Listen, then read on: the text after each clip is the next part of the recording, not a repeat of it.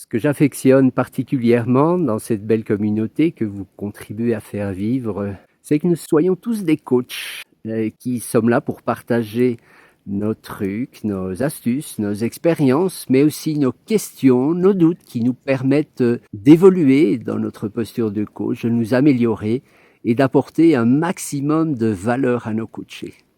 C'est dans un triple état d'esprit que je me présente à vous alors, un état d'esprit tout d'abord d'humilité, parce que je reste persuadé que dans l'état d'esprit du débutant, il y a beaucoup plus d'options que dans l'état d'esprit de l'expert.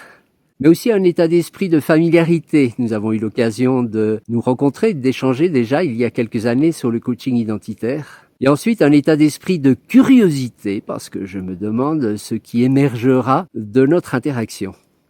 Nous nous trouvons à Châtel, en Haute-Savoie, au pied des Dents du Midi, avec le Mont Blanc en arrière-plan.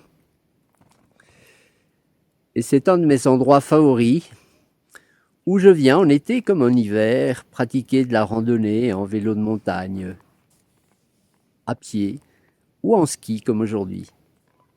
Donc je ne sais pas pour vous, mais dans mon activité d'accompagnement de dirigeants, un paramètre devient de plus en plus contraignant, c'est le temps. Les dirigeants que j'accompagne ont un agenda excessivement serré. Le monde VUCA dans lequel ils évoluent met la gestion de leur quotidien sous pression et leur futur leur arrive dessus toujours beaucoup plus rapidement qu'ils ne s'y attendent.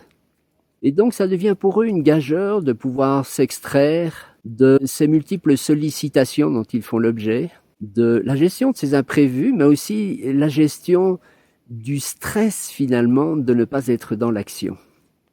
À ce moment-là, prendre 1h30 pour une séance de coaching tient pratiquement de l'impossible. Et fort de ce constat, je me suis, il y a quelque temps, posé une intention de pouvoir aller le plus rapidement possible à l'essentiel. Bien sûr, une séance de coaching doit rester un moment privilégié, suspendu, où notre dirigeant peut s'extraire de son quotidien et réapprendre à prendre le temps.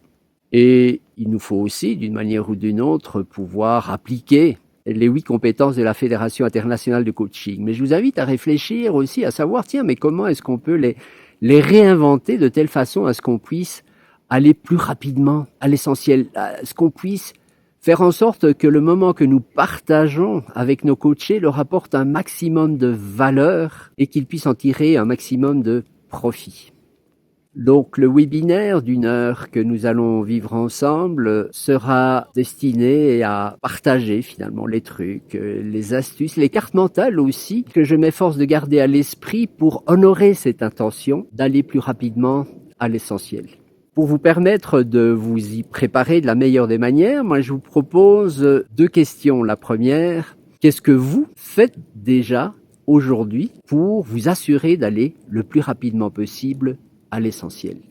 Et la deuxième question, si vous aviez 20 minutes à votre disposition pour coacher un dirigeant, sur quoi focaliseriez-vous votre attention? Quelle est la carte mentale qui vous accompagnera durant ce coaching? Voilà, je suis curieux de lire toutes vos réponses ici en dessous et je tâcherai d'y faire référence lors de mon webinaire. D'ici là, je vous souhaite beaucoup de plaisir dans vos activités de coach et aussi de prendre soin de vous.